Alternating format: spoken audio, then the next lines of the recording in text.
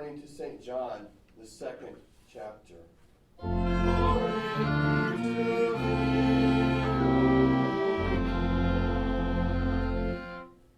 On the 3rd day there was a wedding at Cana in Galilee, and the mother of Jesus was there. Jesus also was invited to the wedding with his disciples. When the wine ran out, the mother of Jesus said to him, "They have no wine." And Jesus said to her, "Woman, what does this have to do with me? My hour has not yet come." His mother said to the servants, "Do whatever he tells you."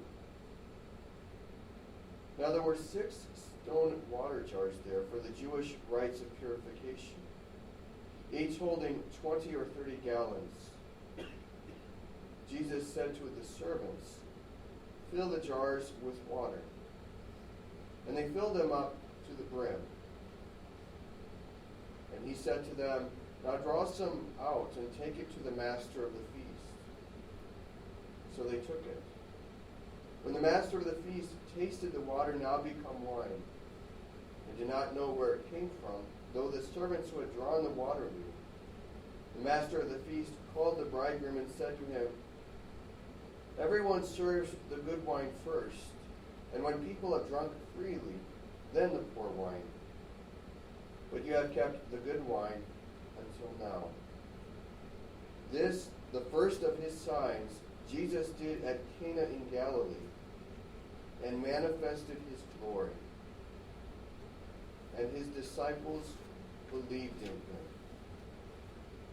This is the gospel of the Lord. Praise be to thee, O Christ.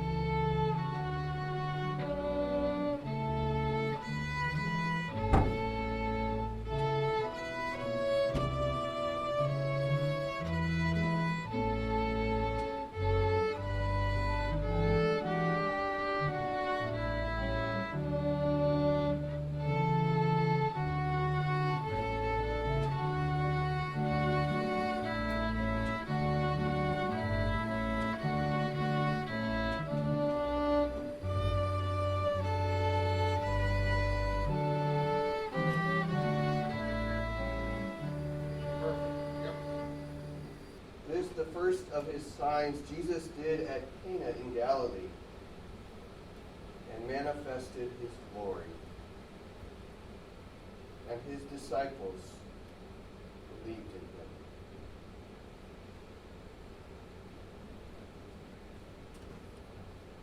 Of the 4 Gospels, Matthew, Mark, Luke, and John of the New Testament, only John records the account of Jesus changing water into wine. John is also the gospel of the 4 that seems to greatly emphasize the signs, the works of Jesus. The first sign that Jesus did is recorded in John's Gospel, using that as an outline for the Gospel, is changing water into wine. The second sign, recorded in John's Gospel, takes place also in Cana of Galilee. This is recorded in John 4. John writes, "There was a certain nobleman whose son was sick at Capernaum. When he heard that Jesus had come out of Judea into Galilee, he went to him and implored him to come down and heal his son, for he was at the point of death. Then Jesus said to him, 'Unless you people see signs and wonders, you will by no means believe. The nobleman said to him, Sir, come down before my child dies. Jesus said to him, Go your way, your son lives. So the man believed the word that Jesus spoke to him, and he went his way. And as he was now going down, his servants met him and told him, saying, Your son lives. Then he inquired of them the hour when he got better. And they said to him, Yesterday at the 7th hour the fever left him. So the father knew that it was at the same hour in which Jesus said to him, Your son lives. And he himself believed, and his whole household. John concludes this portion of the gospel with these words, This again is the second sign Jesus did when he had come out of Judea into Galilee. In line with the Epiphany of our Lord, these Sundays after the Epiphany focus on the manifestation of Jesus' glory. So it is today. Even as recorded by John in his gospel, that Jesus manifested his glory by even this first of his signs, even changing water into wine at a wedding. As we look at this text, one component that greatly stands out is the earthiness of our Lord. Just as when we celebrated his birth just a few weeks ago, we recognize that this is no spiritualized Jesus. He's the real thing. Flesh and blood.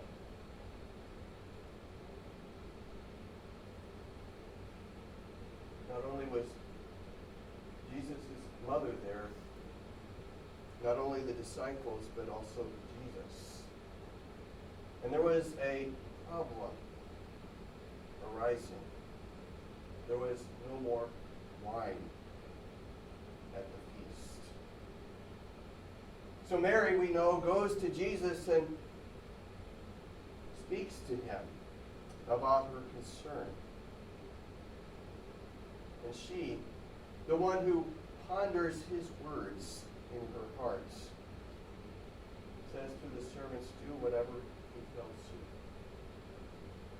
She did not know what he would do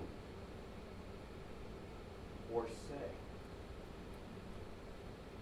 But she told the servants to listen to him. And they did.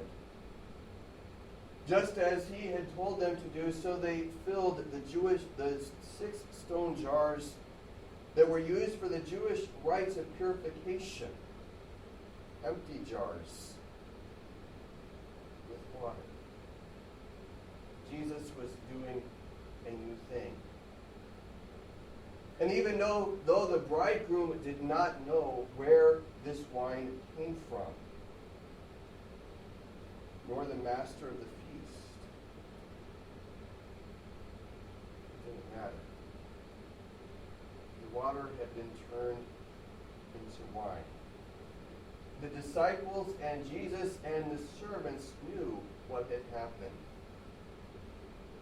This was a work of God.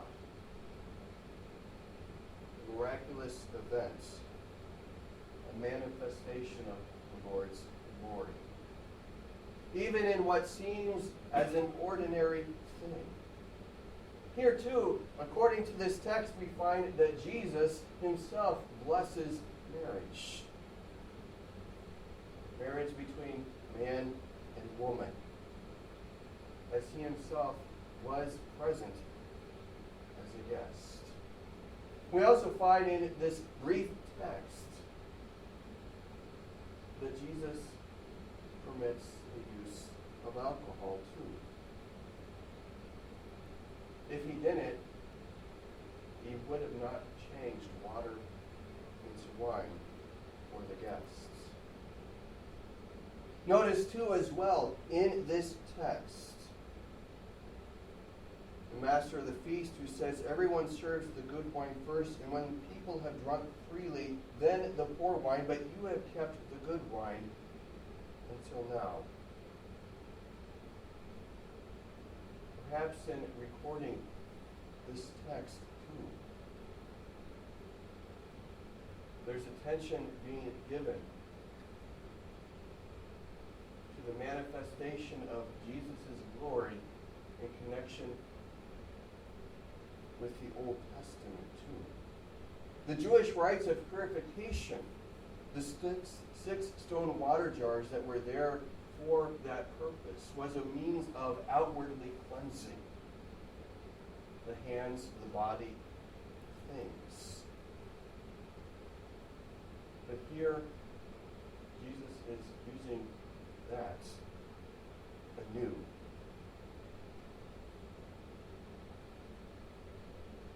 The people drink wine made from water,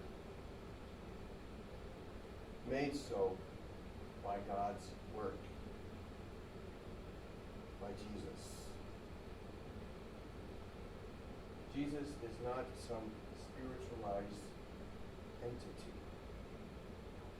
flesh and blood. Hearing the concerns not only of his mother Mary in our text, but filling a need for the bridegroom and the master of the feast and those who are there. Perhaps that need seems insignificant to us, but through fulfilling that need, Jesus manifests his glory to his disciples, to Mary, to the servants, and even to us, that we believe in him. That's why John speaks about the signs that he does and outlines John's gospel, his gospel, this way. Notice in conclusion how Jesus, or rather John the Evangelist, sums up John's gospel. This takes place many chapters later, where he says, truly Jesus did many other signs in the presence of his disciples which are not written in this book. But these are written that you may believe that Jesus is the Christ, the Son of God, and that believing you may have life in his name. Concerning the works of our Lord, even as recorded by John, there was a time when one of Jesus' disciples, Philip by name, said, Lord, show us the Father, and it is sufficient for us. Jesus responds, have I been with you so long, and yet you have not known me, Philip? He who has seen me has seen the Father. So how can you say, show us the Father? Do you not believe that I am in the Father and the Father in me? The words that I speak to you, I do not speak on my own authority, but the Father who dwells in me does the works. Believe me that I am in the Father and the Father in me, or else believe me for the sake of the works themselves. Jesus did what he did. He does what he does, so that the seers, so that the believer, or the hearers, believe in him. There is that contrast, though, of course, in John's gospel, as well as the others, of those who failed to believe, who actually rejected him. So it was so that in John 6, most of the disciples that had been following him had left him because of the word that he spoke. Many of those who had followed him had also received from his blessing the bread of the 5,000 that ate, not including women and children. But they were merely seeking earthly things. And they failed to see that the earthly blessings that God gives, that Jesus himself gave to the people, was to demonstrate himself or show himself to them as the God of heaven. Yes, he takes care of all the needs that we have of our body. But remember, Jesus says in another gospel, don't worry about what you will eat or what you will drink or what you will wear. For the Father knows that you have need of these things, and these things the Gentiles seek after. And in that context, too, in Matthew 6, Jesus directs his disciples and the hearers to recognize how God takes care of the birds who nest. They don't have any storehouses or barns, and the Father provides for all their needs. Jesus also in that text of Matthew 6 speaks about the lilies of the field and how they neither toil nor spin, but how gloriously they are adorned, even more greatly than Solomon himself. If Jesus, if God, takes care of the needs of birds,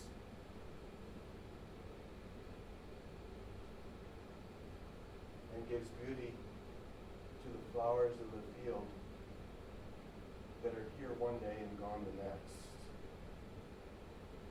how much more will he also take care of all your physical needs too?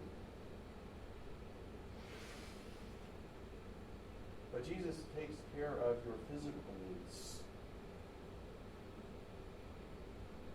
as well as take care of your spiritual needs too. Jesus was drawing attention to who he was. Not for his sake, not for popularity, but that you believe in him. That those who were there in his day also believe in him. And of course we have the sign of all signs.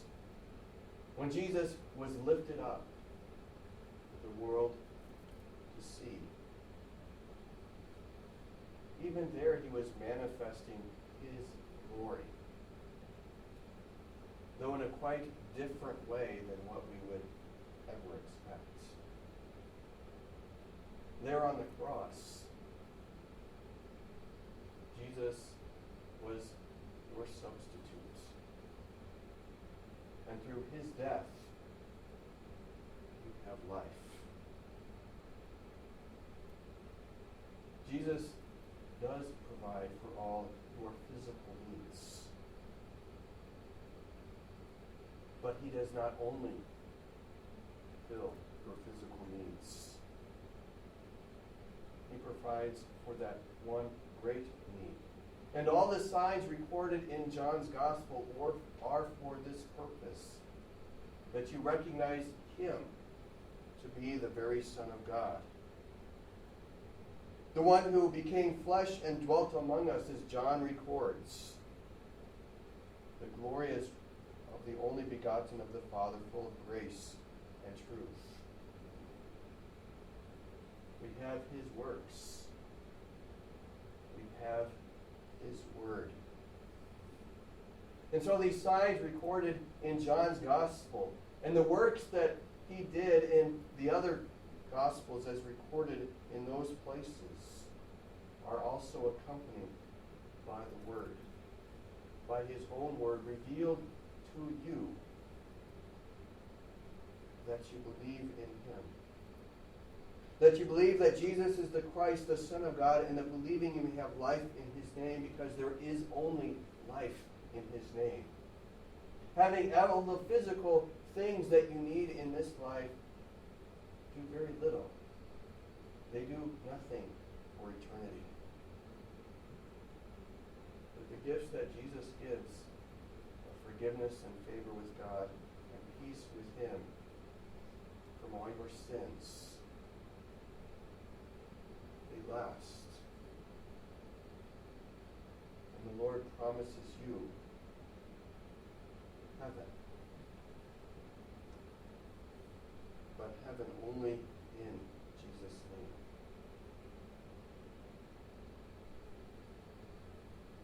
So when it comes to earthly things, recognize that God does give you what you need, and don't fear asking him.